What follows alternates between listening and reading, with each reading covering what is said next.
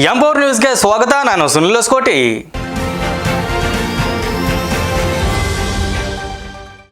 ಧಾರವಾಡ ಜಿಲ್ಲೆಯ ಕುಂದಗೋಳ ತಾಲೂಕಿನ ಎಳೆವಾಳ ಗ್ರಾಮದಲ್ಲಿ ಹಿಂದೂ ಹಾಗೂ ಮುಸ್ಲಿಂ ಬಾಂಧವರು ಮೊಹರಂ ಹಬ್ಬವನ್ನು ಅದ್ದೂರಿಯಾಗಿ ಆಚರಿಸಿದ್ದಾರೆ. ಕುಂದಗೋಳ ತಾಲೂಕಿನ ಧಾರವಾಡ ಜಿಲ್ಲೆ ಎಳಿವಾಳ ಗ್ರಾಮದ ಸಮಸ್ತ ಹಿಂದೂ ಮತ್ತು ಮುಸ್ಲಿಂ ಬಾಂಧವರಿಗೆ ಮೊಹರಂ ಹಬ್ಬದ ಸಂಭ್ರಮದಿಂದ ಆಚರಿಸಿದ್ದಾರೆ.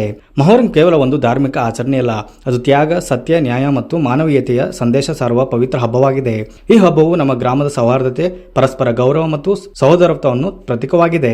ಎಳಿವಾಳ ಗ್ರಾಮದಲ್ಲಿ ಅನೇಕ ವರ್ಷಗಳಿಂದ ಹಿಂದೂ ಮತ್ತು ಮುಸ್ಲಿಂ ಬಾಂಧವರು ಯಾವುದೇ ಭೇದ ಭಾವವಿಲ್ಲದೆ ಒಂದಾಗಿ ಸೇರಿ ಈ ಹಬ್ಬವನ್ನು ಆಚರಿಸುವುದು ನಮ್ಮೆಲ್ಲರ ಹೆಮ್ಮೆಯ ಸಂಗತಿಯಾಗಿದೆ. ಇದೇ ನಮ್ಮ ಗ್ರಾಮದ ನಿಜವಾದ ಸಂಸ್ಕೃತಿ ಮತ್ತು ಶಕ್ತಿ ಎಂದು ಗ್ರಾಮಸ್ಥರು ಹೇಳಿದ್ದಾರೆ. ನಾವು ಎಲ್ಲರೂ ಒಂದೇ ಗ್ರಾಮದ ಮಕ್ಕಳು. ನಮ್ಮ ಧರ್ಮಗಳು ಬೇರೆ ಇರಬಹುದು, ಆದರೆ ನಮ್ಮ ಹೃದಯಗಳು ಒಂದೇ.